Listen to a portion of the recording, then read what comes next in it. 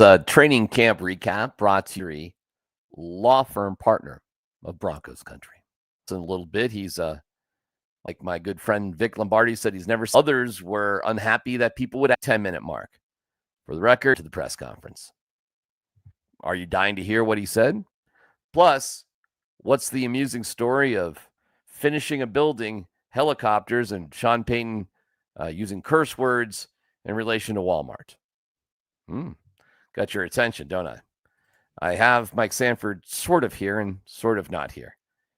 He's there, but he has to turn his camera on. Tough practice, though, for the offense. I think my camera is on, Darren. Your camera is not on. Really? It is not, but your voice is on. So okay. you're like a ghost right now, which is kind of fun. There it is. I'm showing that I'm here. But, you got it. It's clicked in. It's good now. It's good. You got it. There we go. There we go, baby. There you go. How are you, man? I'm doing well. How was Elitch's? Elitch's was really good. I had There's one of my I had 4 kids that I was responsible for tonight. Yeah. So it was a party of 5. I'm basically an adult. Yep. And so we went to Elitch's. I had 2 15-year-old girls, so one of which was my daughter, her friend, and then I had a 10-year-old boy and an 8-year-old boy. So it was good. It was good. I'd say those boys are too young for those girls to be dating. I think the 10-year-old boy and the 8-year-old boy were just trying to get on. They're trying to get on roller coasters that go upside down for the first time in their life. Did they meet the height requirement? They did. Yeah. Sanford kids have no problems. They have no problems hitting requirements of height and girth and length. So it was a good day. That's an unnecessary bit of. Well, I was excited. It was a kind of a Sanford family combine, if you will. So, how was practice today? And I do have, by the way, if you didn't catch it, your question came at the 10-minute and 30. I told you 10-minute and 31-second mark, not 8-minute. Yeah. Well, even then, Vic was trying to say within the realm of responsible question asking. I think it's fair. Vic posted it on Twitter as if I asked it in the 29th minute. You did not. No. And the entire press conference, I went back and looked at it, 32 minutes and 20 seconds. Yep. So to get the question under the 12-minute mark there, I thought was exactly what I did, right? I read the room. And we'll get to the entire question and answer here in just a little bit.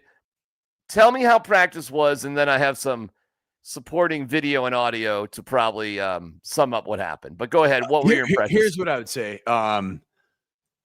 Oh, man. Practice today was grimier, grittier, more physical, a little bit more, maybe even Sean Payton kind of proving a point to his roster that, hey, you think that we went 3 full padded practice days and then chased it with a helmets only practice with a scrimmage tomorrow. So today's going to be light.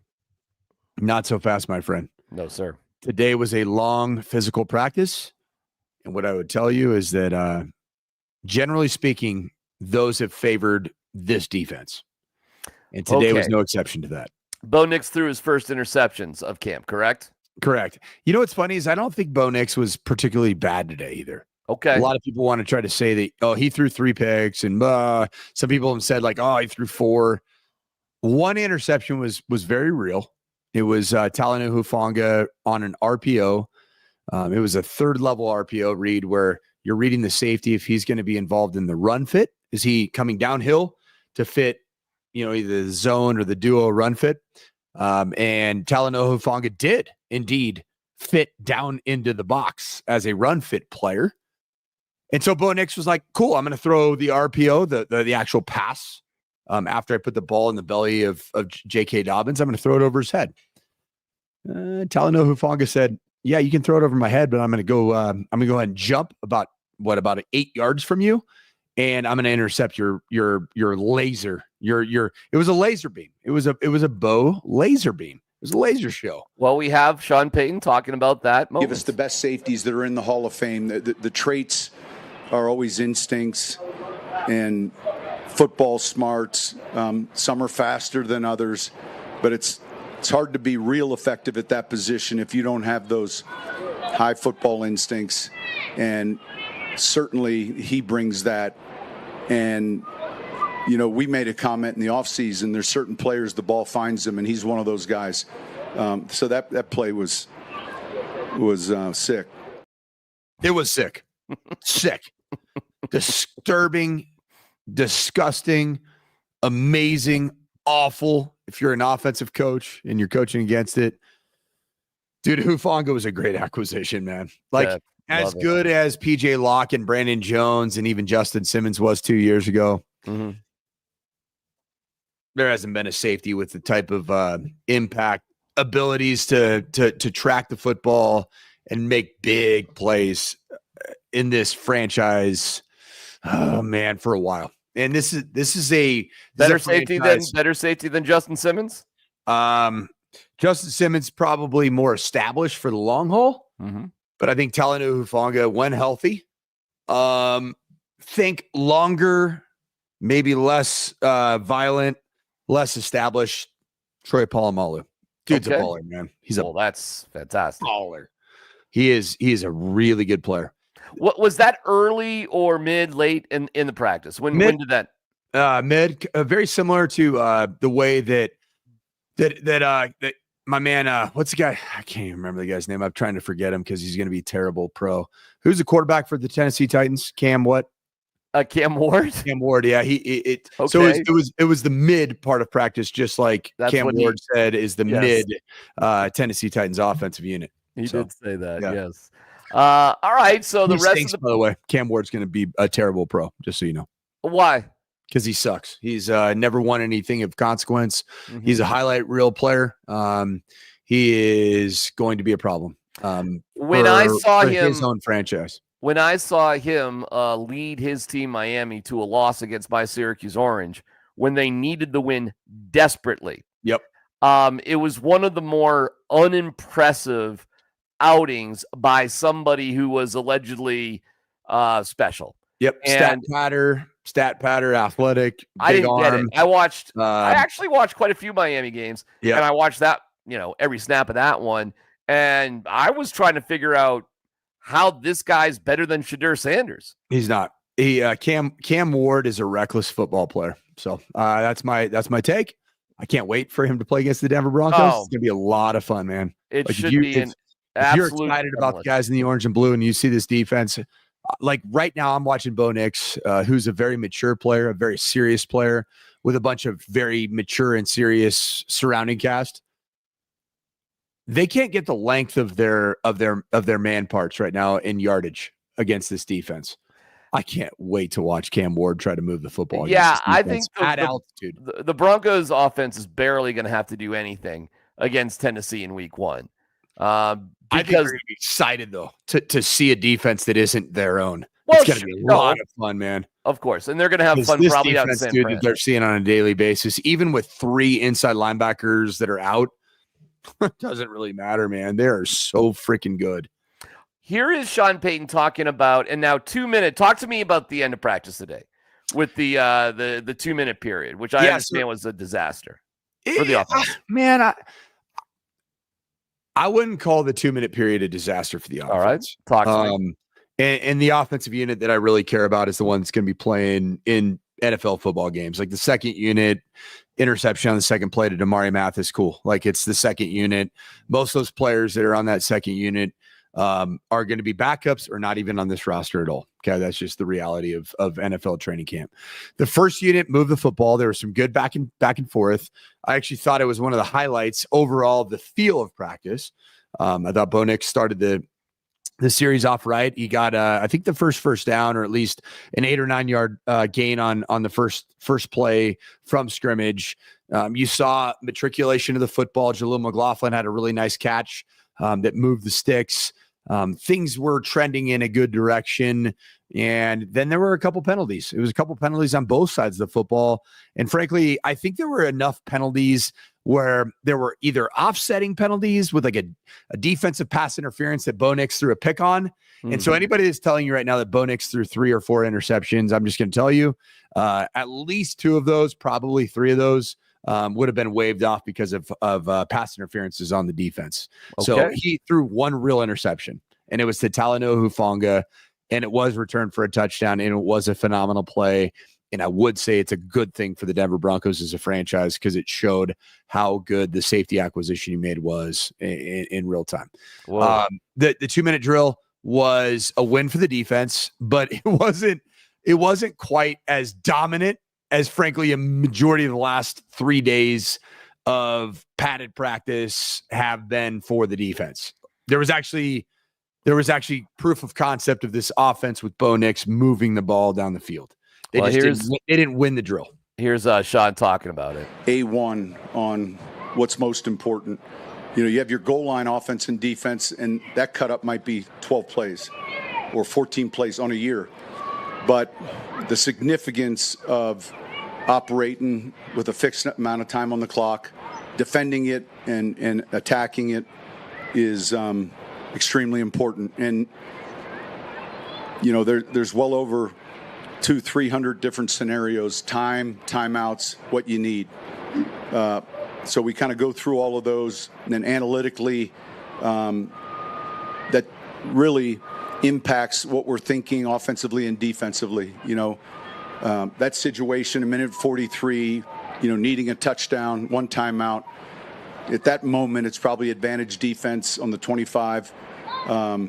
If it was needing a field goal, it would be advantage offense based on a timeout. So really just educating everyone relative to how you approach each 2-minute drill. They're different, and yet it's still 2-minute offense and defense. So that was introduced today. We got a walkthrough snap on a Hail Mary, and then, of course, our other periods. Any questions? My question is why you don't work on 2-minute drill more often if it's that important. I almost asked that question. I almost said, hey, Sean, so today's practice 9. It's pretty much the end of training camp before you start going crossover against teams that you're going to be playing in the preseason. Why is today the first day that you've hit 2-minute? Why are we waiting? What are we waiting for? Yeah, because I'm pretty sure I saw a ton of red zone. I feel like all I've seen is red zone. I do not know. Here's 2 things I don't know after watching 30 plus years of NFL football practice, Coach.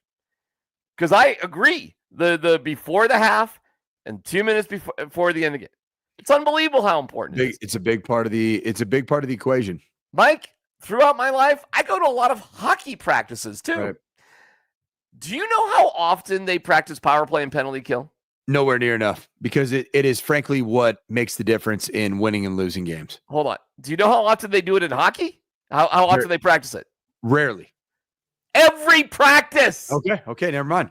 They practice power play. If they do nothing else, if they don't do anything else, they will do power play and penalty kill. Yep. Every practice. Which hockey calls special teams. Correct. But it's such a critical moment of every game that, so I laugh because I see how hockey values it, but yet football, for whatever reason, I don't know how you don't come out on your first practice of the year and go through some form, even if it's just walkthrough of 2-minute. And Darren, let me give you this too. One other thing real quick. I am dazzled. If there's 200 to 300 different situations, I am dazzled. The coaching staff, without the players, doesn't simulate 2-minute and end of half drills without the players. Just you could just do phantom situations just so the coordination of what's going on out there isn't rehearsed by the coaches when the players can't be. I've always been dazzled that doesn't happen. Well, let's just talk about the National Football League compared to college or high school. Sure. The percentages of games, even Sean said it today, that come down to at halftime going into the locker room, it's a 1-possession game. Yeah. And then how many NFL games compared to college and high school? How many NFL games are one possession games when the game ends? It's ridiculous. Every single one of them because of the salary cap. Right? There's no salary cap in college football. Clearly, there's no salary cap in high school football. Just look at Cherry Creek. There's no salary cap whatsoever. Wow, we're going there, huh? So, really?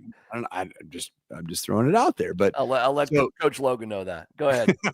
Just having some fun, man. I understand. But it is interesting. DMac, I'm gonna feed this to you. I would call this some DMac version of red meat. Let's go. Dude, how much special teams practice time do we watch? Oh my God. Compared to how much 2-minute. The dumbest thing ever is and this is 30 plus years of watching this coach. And maybe it's different in high school and college because I've watched none of their practices. I'm just talking NFL. The amount of time it takes to get lathered up, to get stretched, to go through your drills, to do all that. And then you get into football. Seriously, what are we talking about? 40 to 45 minutes before we're really taking any reps whatsoever that matter? And I do laugh, and I've been part of it, trust me, when I'm seeing breathless coverage of running backs running through the machine there with the fingers or whatever the hell that is. Or, what other drill is absolutely useless? The offensive linemen pretending to actually work hard individually when they're just trying to waste time until they get to whatever they need to get to. It is ridiculous how much time it takes. And then when we finally get to something, and I understand you got to drink water, but we're going to stop and we're all just going to stand around. Dude, everybody I can't agree more, man. Watch special teams maybe twice a practice. What are you, crazy? And those special teams I know Darren Rizzi is a good football coach, but Darren Rizzi is so excited for his opportunity to take over practice for, it feels like 30 minutes a day. They all are, brother. And I'll give you something else stupid. They don't use microphones and loudspeakers to coach. I do. Yeah, you should. That's a smart thing to do. Dude, I actually had that conversation today. I was talking to actually Philip Lindsay, and I said, Philip, Sean doesn't have a voice that really projects to the entirety of everybody he's talking about situationally. And he's spending a lot of time talking about the situation. And I don't think anybody outside of any of the probably the 8 to 12 people within 8 feet of Sean are really hearing or listening to what the hell he's saying. Right. And I asked Philip, I said, in NFL practices, because nobody wears any type of voice amplifier. Right. I asked Philip, I said, how often do you actually hear what the head coach is talking about situationally? He said, we don't. I go, how many guys are actually listening to what he's saying right now? They're not. He said probably about 8 to 12. I go, what are the other guys doing for these 12 minutes? Just totally zoning out. Yeah. I go, why? This is the penultimate. This is the biggest stage of the game of football. It's insane. And Sean is coaching his balls off. Yeah. To eight out of 93 people. And every special teams coach runs around like a chicken with their head cut off, screaming at like 80 yards of, because you're yelling at the kicker. You're yelling. I guess it's a little different now the way the returns are set up, but you still got to cover with your voice somehow. I don't know, 50 yards while there still is other conversations and other things going on. It's insane. It's insane. It's stupid. You should do special teams either before practice, coach, or after practice. And or you probably in the walkthrough, man. In the walkthrough. Sure. It's just good do it enough. at nighttime when none of us are there. And I'm not complaining about my perspective. Let the kickers and punters kick and punt whenever they want to kick and punt. And by the way, don't require the kickers and punters to be there wasting time. They don't, when they don't need to be there, you don't have to be there. It's okay. We'll get along fine without you.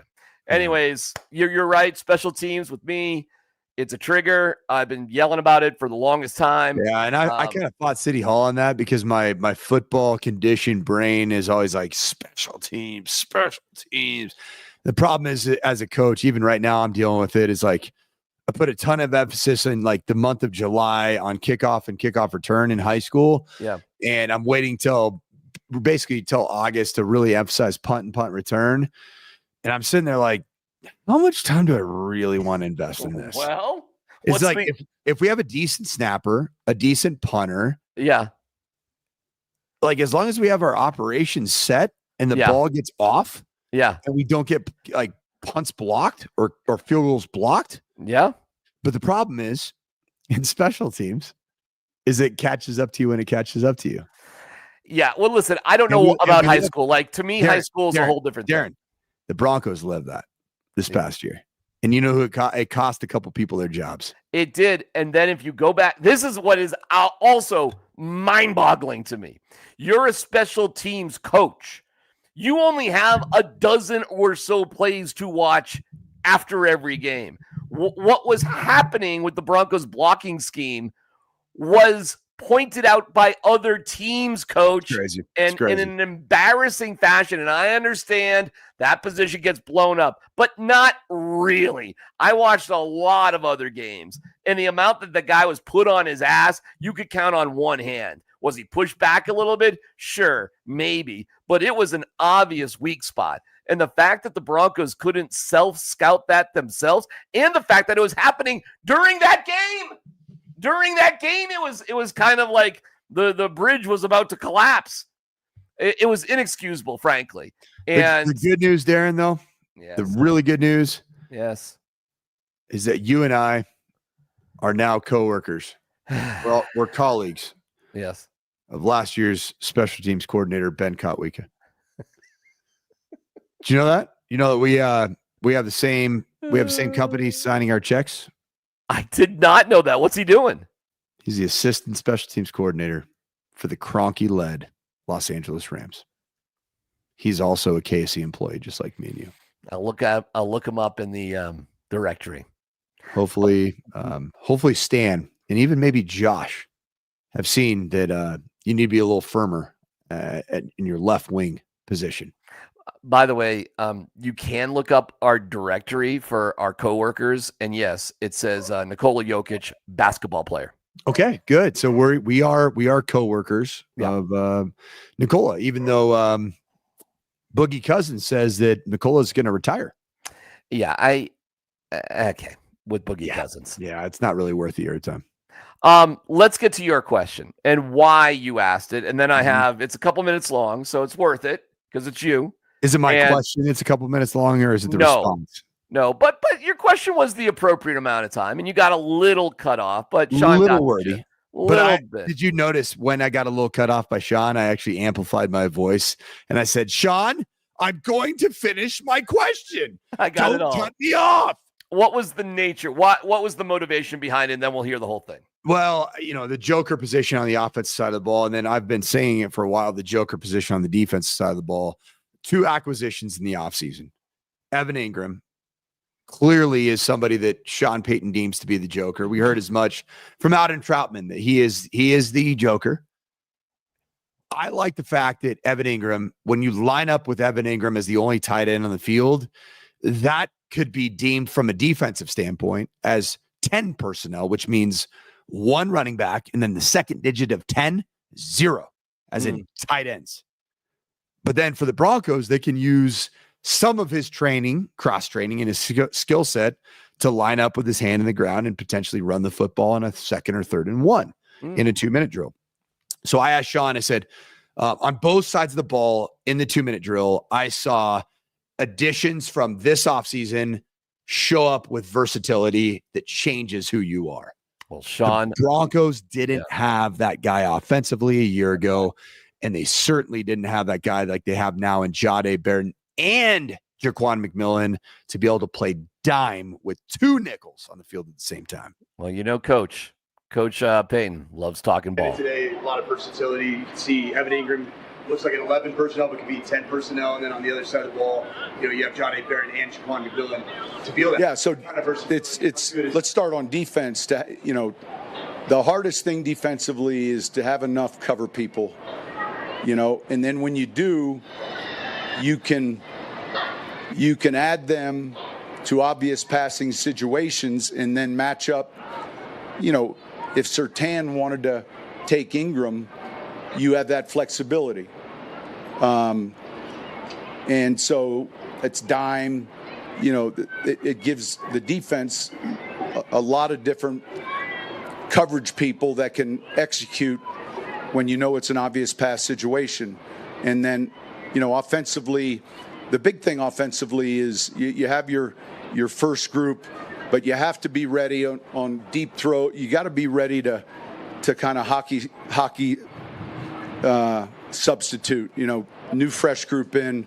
Because one of the tough things about a 2-minute drill, if a play has a post and a sail and a flat, someone just ran a post route, and if we're going to wait for him to return as opposed to just exit and send in, so you have to be ready to substitute a little bit more offensively. And yeah, Evan, when Evan's in, we count it as 11. Just because he's not in a 3-point stance, we still count it as 11. The defense might say, hey, we're going to treat Ingram as a receiver. Certainly in this 2-minute drill, I didn't see any linebackers covering him. I saw, defensive backs, and we have that depth to do that. And that can vary week to week, relative to, you'll play some teams that are more man-based, more zone-based. And then I would say throughout the league, most 2-minute operations are out of an 11 personnel offense. And then, some may get into 10. You saw us in some empty. But that can vary by team. When you look back. How about that answer? There you go. Some X's and O's there, brother. We almost a coaching clinic almost broke out right there. How about that? Yeah. It's so funny, man. I didn't love Sean Payton 18 months ago. I thought he was a little arrogant, a little bit pompous. I didn't love his overall demeanor towards Russell Wilson, and I'm not a Russell Wilson defender. Guy won a Super Bowl. I think he was attempting to say and do the right things, whether it was inauthentic or not. I just didn't love the overall demeanor towards Russ.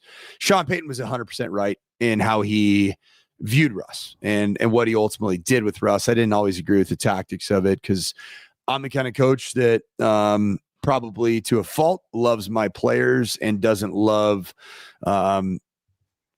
typecasting him in a way that puts him in a negative light. And I thought Sean did that a little bit with Russ. Okay. The last 2 years being on the beat and covering Sean Payton, I've started to like him. One of the things that I hate about, and I've learned this too, I hate about sports media. Okay. Is when the subject of the interview, Sean Payton on a daily basis, if he's brief and he's coarse and he's rude and he's short and he ultimately cuts you off and he gives you 4 to 7 minutes, what do all media people say about Sean Payton? Complain about it, blah, blah, blah, blah, blah, all that sort of stuff. Yeah. What do you think happened, Darren? I knew you were doing your show. Yeah. What do you think happened today after 33 minutes of Sean Payton after day 5 of training camp? What do you think a lot of people were saying right when Sean Payton left the scrum? Oh, I know what it was because I talked to some of the Muggles afterwards. What do you think they said? Narcissistic, wants to hear the sound of his own voice, rambles on and on incoherently. What I heard is 33 minutes of Sean Payton is about 23 minutes too much. And I go, okay. And I was pissed off at the media today. All right. Like all right. Sean Payton's one of the top 10 most significant coaches of any sport in America right now. Would you agree?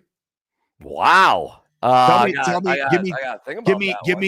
me 10 that are more famous, that have more relevance currently, that are coaching in the NFL, the NBA, Major League Baseball, and I don't know, the Premier League. I don't. I'll roll with you. I'll just roll with you. Top 10. I'll buy what you're selling. If you're a member of the media, what's the number one thing that Sean Payton could give us that's valuable? His time. Amen.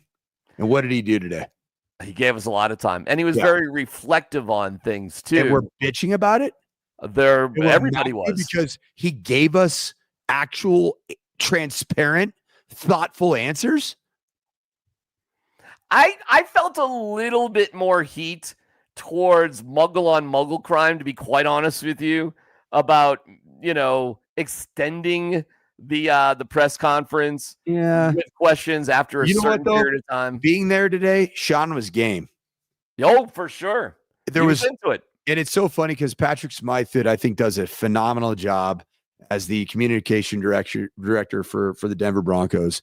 He'll cut off, like he will verbalize, hey, 2 more questions, one more question for everybody except for Sean.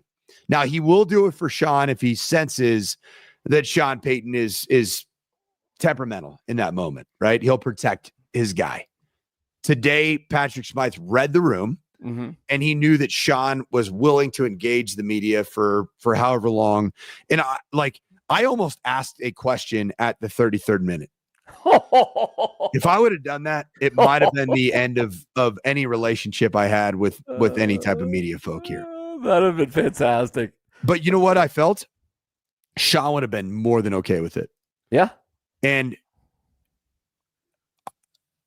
I think that what he did today is really cool. And right on. And I've been there as a coach. That relationship is not always easy.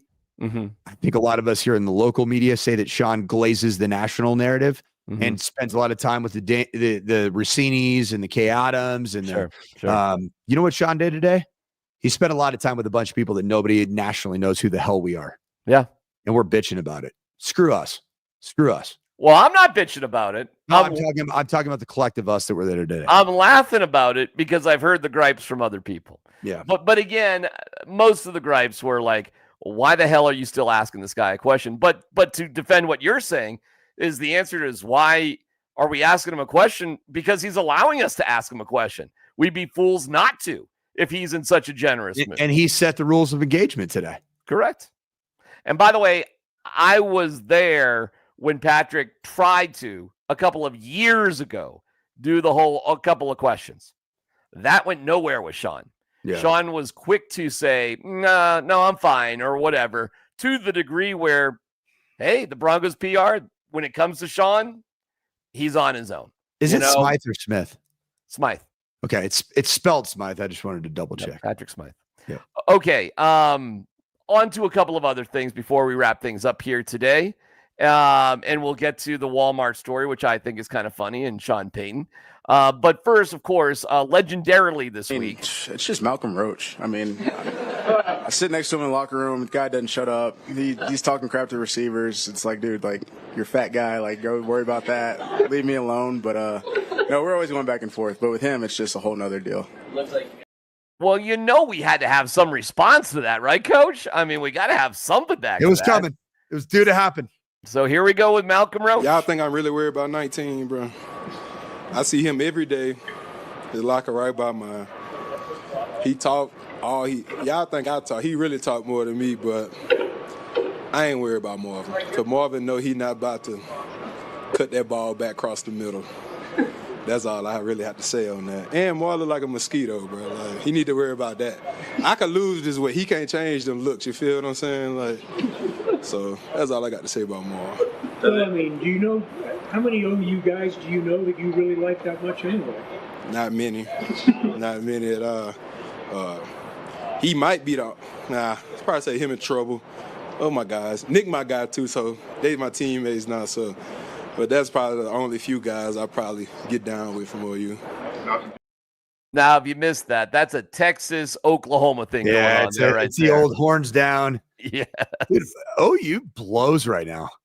Okay. All right. I mean, they suck. And I know their head coach. He's a great guy, Brent Venables, former defensive coordinator for Clemson and Dabo Swinney.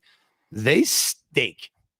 And the Texas Longhorns, even though Steve Sarkisian will never win a national championship, I don't care if they could throw. He won't, Darren. He won't. Okay. You can throw $33 million at a roster and you still won't win a national championship. And I love the guy. He's a buddy of mine. But just doesn't have that. Kirby Smart, Nick Saban, Even your guy, man, at ASU, Kenny Dillingham. Yeah. There's a thing in college football. You essentially have to be a serial killer to win a national championship. And I don't know that Steve Sarkisian is that cutthroat of an individual to win one. Fascinating, man. Yeah. They got the roster to do it, brother. Yeah, they won't win one. And in Arch Manning, man, everybody's gonna suck for Arch Manning right now. What has he done, Darren? Has he done anything in college football? Have you seen him do anything? He ran around a little bit. I mean, he filled in for Quinn Ewers a little bit here and there. He couldn't beat out Quinn Ewers. When was Quinn Ewers drafted, Darren? He wasn't, and I know. So are you saying Arch is going to stay in for 2 years? I need to see something. I haven't seen anything. Well, he's going to get the opportunity, brother. Yeah, we're going to see something. It's going to be on the main stage this year, no doubt about it. Mm-hmm. This fall will be the Arch Manning show in college football. Cannot wait. We had Shadur Sanders and Travis. Let's see it. Okay, here we go. Following up with Arch Manning. Ain't no doubt about it. Between Shadur Sanders and Travis is that they threw themselves immediately as starters for their football team, regardless of how good it looked or not. At least you knew what you had and that you saw them grow in real time. You haven't seen it with Arch. By the way, the Jacksonville Jaguars tonight had a live practice scrimmage sort of thing in front of 11,000 fans. And Trevor Lawrence kind of lit it up. And our guy, Travis, played offense and defense. However, was not targeted at all with the defensive reps that he got. Okay. And how about offensively? I think it was like 3 for 47. Cool. Something like that. Pretty good. Fun.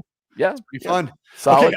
Okay, DMac, you haven't been out at practice because you've been doing a job and getting a show ready at noon. I'll be there tomorrow. All day. 9 practices in. Yeah. You were there last Saturday. That's the only one that I haven't been there. Okay. I was there. We got it covered. I was busy trying to we had a garage sale on Saturday, so apologies to our competitors that took attendance last Saturday. Okay. I will be there tomorrow, but we're moving our family for I think it's the 15th time in my 21 years of being married with my wife, so we're moving, so it was probably good for me to be physically present for a garage sale to get some things in place to move. Understood. Yeah, so I had a thought. I wonder in 9 practices, how many total yards the first string offense has thrown for against the first string defense. Wow. And I'm wondering if it's greater than ballpark it. I don't know that in 9 practices, it's greater than 250 yards. And I'm not being condescending. All right, I'm truly trying to rack my brain and think of explosive plays that have been created, completions that you say that was definitely a completion, that was not a sack, that was not one of those like really cleanly executed pass plays. And we're talking 11 on 11, right? 11. Not 7 on 7. It's not real football. Right. Okay. I don't know if there's been 250 yards completed of the forward pass that I think it was it Gerald Ford that one of the presidents in our country put it into law. I think it was in the 1920s with roots to the University of Michigan. I don't know if we've seen 250 yards, which is roughly, 750 feet over the course of nearly 2 full weeks of football practice. Well, I can tell you're fading late in the week because Gerald Ford, while he did go to the University of Michigan and played football as a center, was a president in the mid-70s. Yeah, who was the guy? Who am I thinking of here? Well, Hoover was back in the 20s. He's a Stanford guy. Ruined the country. And Hoover is a Stanford guy.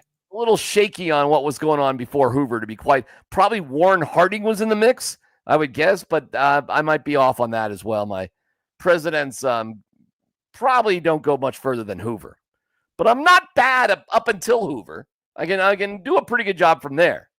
But then again, you get Roosevelt. Teddy Roosevelt, excuse me. Well, Teddy Roosevelt was in the 1900s. So President Theodore Roosevelt is credited with helping to save American football by advocating for reforms that included the legalization of the forward pass. Facing a crisis due to the game's high injury and death rates. Yes. Roosevelt convened a meeting of football leaders in 1905 to address the issue. The resulting rule changes, very similar to our new virtual assistant referee for measurements, included the forward pass aimed to make the game safer and prevent its potential ban. In the College Football Hall of Fame in Atlanta, which is a might be the best Hall of Fame that exists. It's been that multiple good. times. Fantastic. There is the history of college football. Yep. There's like a panel about this time where death is the main theme of college football. Like death, Mike, was really, really prevalent back during that time. So did Theodore Roosevelt play football? No, but college athletes were getting literally killed on the football field around that time. And tell you what, man, Teddy Roosevelt, just a sickly child with debilitating asthma growing up, but yet he gave us football the way that we know it today. Well, even soft kids can sometimes do things for the greatest, most physical, toughest, combative sport on planet Earth, man. Yeah, well, that's why he said, speak quietly and carry a big stick. Which is, I'm just the way God carry a big Nick, as in carry a big Nick Foles. All right, let's move on as this show is just falling off the rails. And when we talk about, you got the intent of the show, right? It tends to go in that direction. Oh, I didn't like that. I thought I got minimized because of some of my off the. No, this is the final segment of this show, and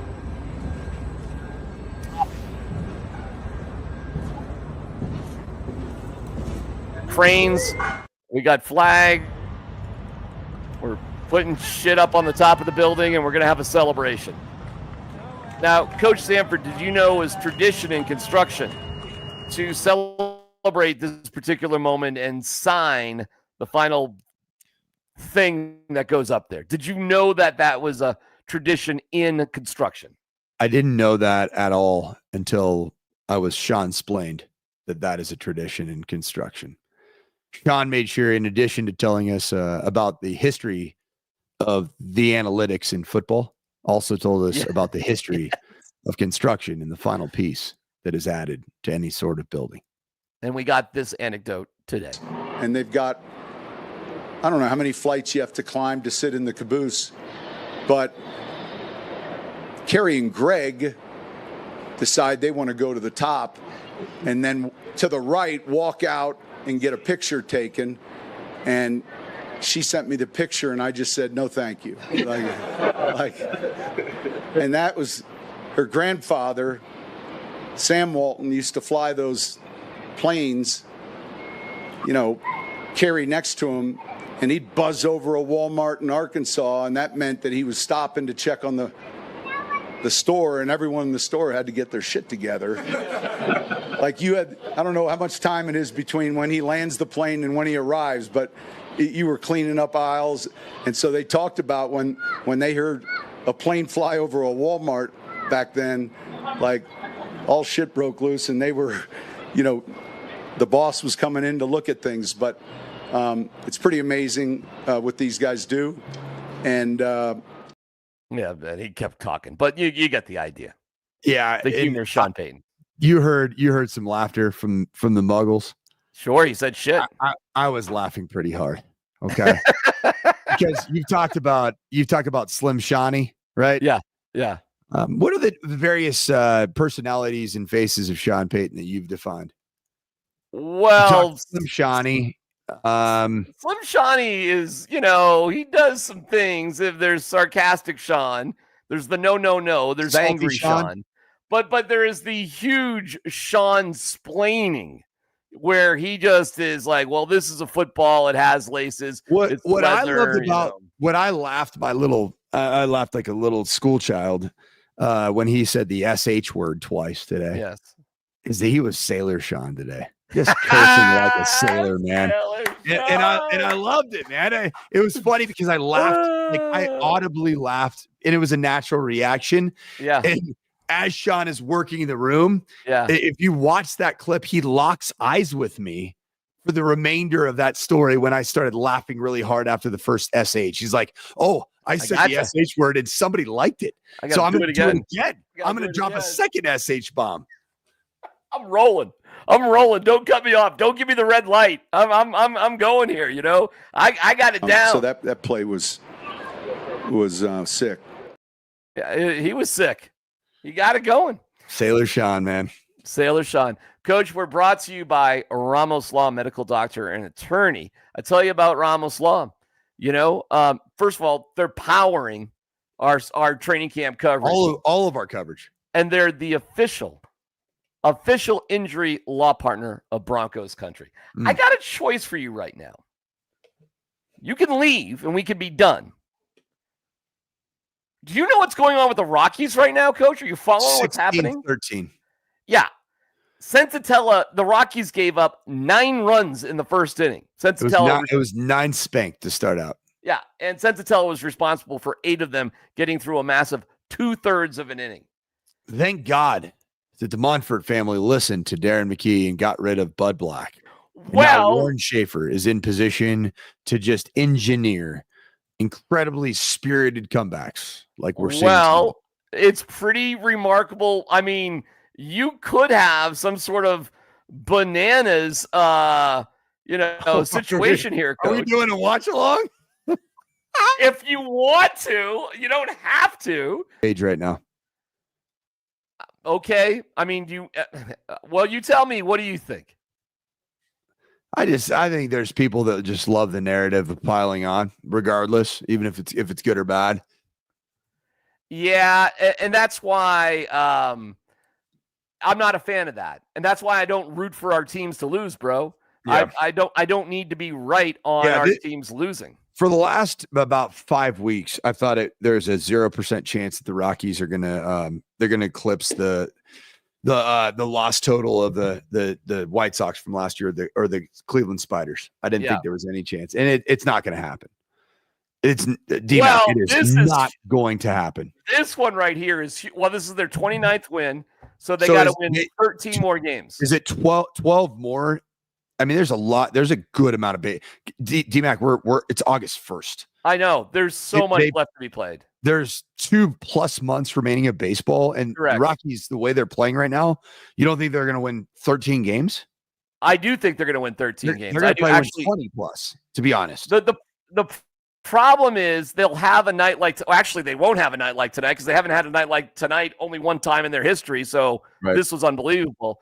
But they'll have a game in a series like this where they'll win as they did against Cleveland and then suck for the next 2 games. I mean, they'll look pathetic. So it feels like they have the energy for one game in a series, in a 3-game series. Like, what have the Rockies been since the All-Star break? You know what? If you give me a second, I can actually tell you that, brother. I know how to find that answer. I think they might have a winning record since the break. If they don't, it's darn close. So, okay, I got to go to teams. Hold on. It's going to take me just a little second. I know how to look it up.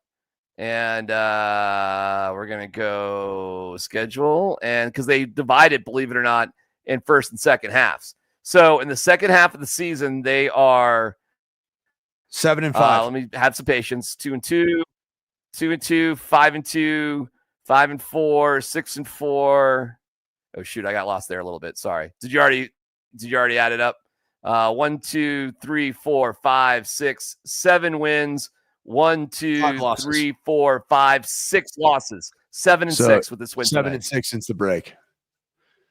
My beloved team of my youth, the San Francisco Giants, are basically over since the All-Star break. And we're in position to they were competing to win the National League West, and now have dropped below 500. They were 12 over 500 a mere week before the break. So, talk about baseball. Baseball is a wild game, man. It's a wild game, and by the way, there's so many ebbs and flows of the season. The Rockies end the year with a 3-game set at San Francisco. Yep. And so, I don't know if anybody caught this, but Buster Posey who is now the basically the president of baseball operations for the Giants, saw the trend that the Broncos were going on, or excuse me, not the Broncos, the Giants were going on leading into the deadline, decided to trade Doval and Yastrzemski at the 11th hour, right before the break. Yeah. It's like, we're sellers. We suck. Screw it. Well, you got to make decisions like that because you don't want to end up with nothing. Like they got nothing for Trevor Story. They got nothing for John Gray. Never mind the atrocious Nolan Arenado deal. Guess where the Giants dealt Camilo DeValto? I don't know. For more prospects. Two or three top 30 prospects. The Dodgers. Yankees.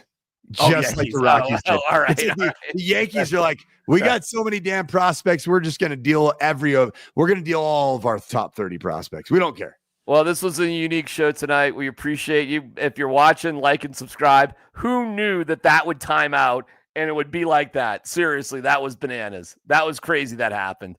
So fun show. Tomorrow, it's going to be Sean detailed the scrimmage. There's a lot of action tomorrow. There's a lot of action. Just for anybody who's going to physically be present, just a reminder, it's a scripted semi move the ball, but not really.